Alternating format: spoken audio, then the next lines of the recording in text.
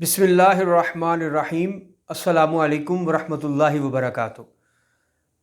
عزیزان گرامی، اگر آپ یوٹیوب کھولیں، فیس بک کھولیں یا سوشل میڈیا کے کسی بھی پلیٹ فارم پہ چلے جائیں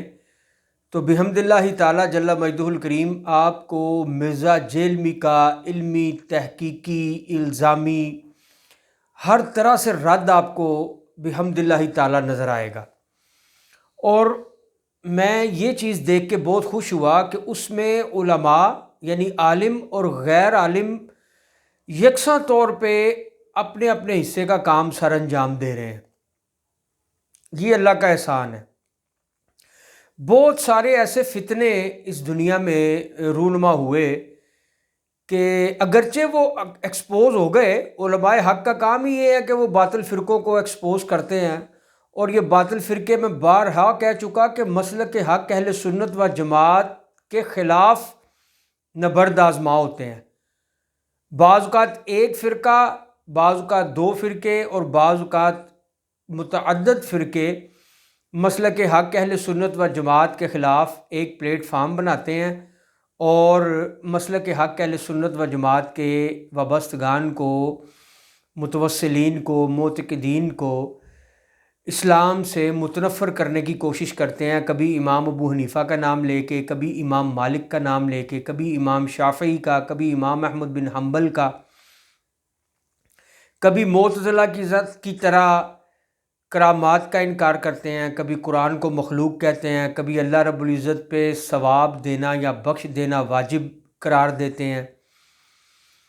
کبھی روافظ ہیں وہ صحابہ کرام علیہم الرضوان کے خلاف بات کر کے اور طرح طرح کے دلائل ڈھونڈ کے، اور کچھ لوگ ایسے ہیں کہ جو اہل بیت اطہار پہ اپنی زبانیں تان دراز کرتے ہیں، ناسبی، اور یہ طرح طرح کے ہیلے بہانوں سے مسلک حق اہل سنت و جماعت کہ اس سواد اعظم کو چھوٹا کرنے یا کم دکھانے کی کوشش کرتے ہیں۔ لیکن آج تک 14 صدیوں میں ایسا نہیں ہوا کہ مسلک حق اہل سنت و جماعت پر سے سواد اعظم کا ٹائٹل ہٹاؤ۔ سواد اعظم کا ٹائٹل بحمد اللہ تعالی جل مجدہ الکریم ہمیشہ اہل سنت و جماعت کے ہی ساتھ رہا۔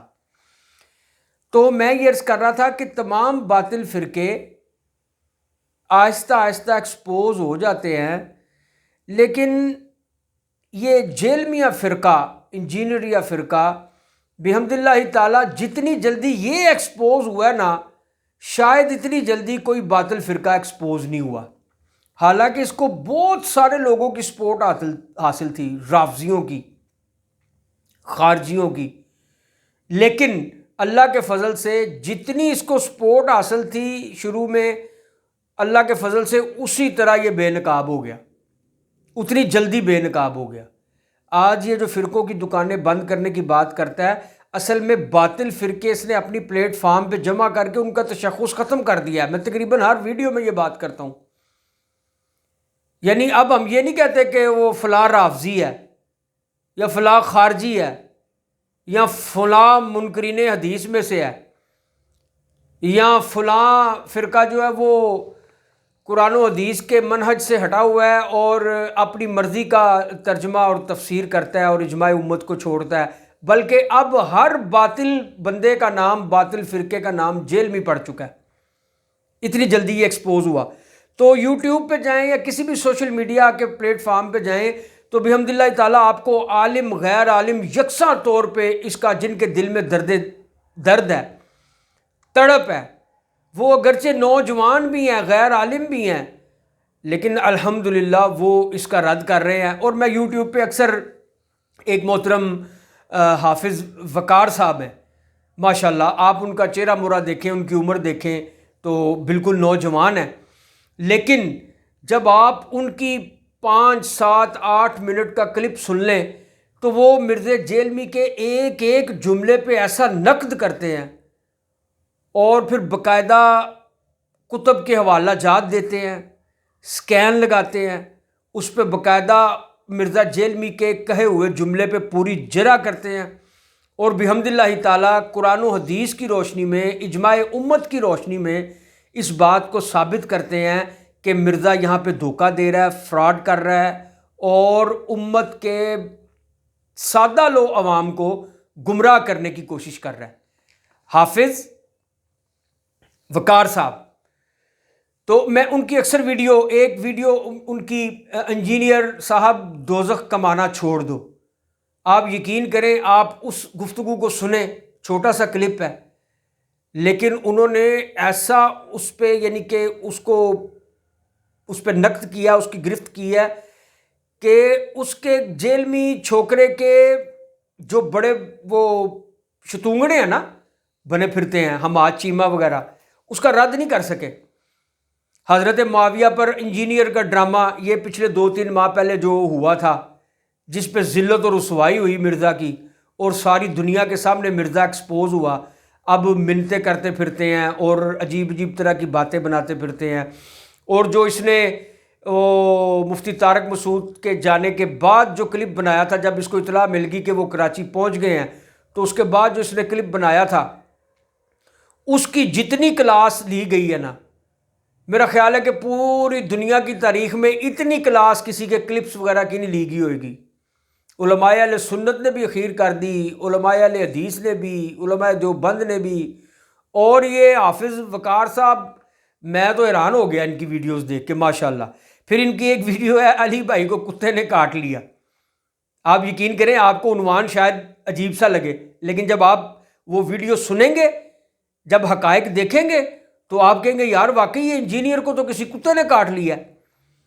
علی بھائی کی سیدنا ابو بکر صدیق کی شان میں گستاخی، علی بھائی کا صحابہ کرام پر تبرہ، علی بھائی کا جھوٹ بولنے کا طریقہ، بابے تو شے ہی کوئی نہیں، انجینئر علی مرزا کے کفریہ عقیدے، انجینئر کا قانون توہین رسالت ختم کرنے کا مطالبہ، حدیث حضرت عمار کی حقیقت، اور ائمہ اہل سنت ناسبی یا انجینئر رافضی۔ کاش کہ آپ تھوڑا سا ٹائم نکال کے ان ویڈیوز کو دیکھیں تو آپ واقعی کہیں گے کہ یار بڑی بات ہے۔ بظاہر اگر آپ وہ دیکھیں، میں نے 20 کلپ دیکھے ہیں ان کے، یہ تو میں نے توجہ دلانے کے لیے چند ایک کلپس کا نام لیا، تو آپ دیکھیں کہ وہ کیسی، وہ بچہ نوجوان ہے ماشاءاللہ، بظاہر وہ عالم بھی نہیں لگتے۔ اگر یہ میں اس میں کوئی غلط کہہ رہا ہوں تو یہ غلط نہیں کہہ رہا، یہ میں ایک اندازے سے کہہ رہا ہوں، عالم نہ بھی ہو تو یہ بڑی بات ہے نا۔ اصل بات تو یہی ہے کہ ایک عالم رد کرے وہ ایک اور بات ہے، ایک غیر عالم نوجوان ہوتے ہوئے اور انگلینڈ برطانیہ جیسے ملک میں رہتے ہوئے ایک نوجوان بچہ، اور اس کے دل میں یہ تڑپ ہو کہ میں نے صحابہ کرام کے بارے میں کسی کے منہ سے گندی بات نہیں سننی، میں نے اولیاء کرام کے بارے میں کسی کے منہ سے برا لفظ نہیں سننا، اور وہ غیر عالم ہوتے ہوئے بھی اپنا وقت اس لائن کو دے، وقت صرف کرے اور اس بندے کے خلاف کلپس بنائے اور تحقیق کرے اور دلائل کو جمع کرے، تو یہ بندہ قابل تحسین ہے۔ جیسے کہ حافظ وقار صاحب کی میں بات کر رہا ہوں، تو مروجہ علوم ہو سکتا ہے کہ انہوں نے نہ پڑھے ہوں، لیکن ان کے انداز سے یوں لگتا ہے اتنی باریک بینی سے وہ ایک ایک چیز کو نکالتے ہیں ماشاءاللہ۔ اللہ پاک ان کو جزائے خیر عطا فرمائے۔ یہ میں صرف اللہ رب العزت کی رضا کے لیے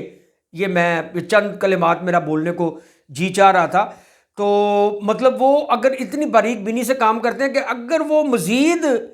باریک بینی سے کام کرے نا، تو میرا خیال ہے کہ مرزا جیلمی کے 1 گھنٹے کے ویڈیو کلپ سے میرا خیال ہے وہ 20 کلپ بنا سکتے ہیں،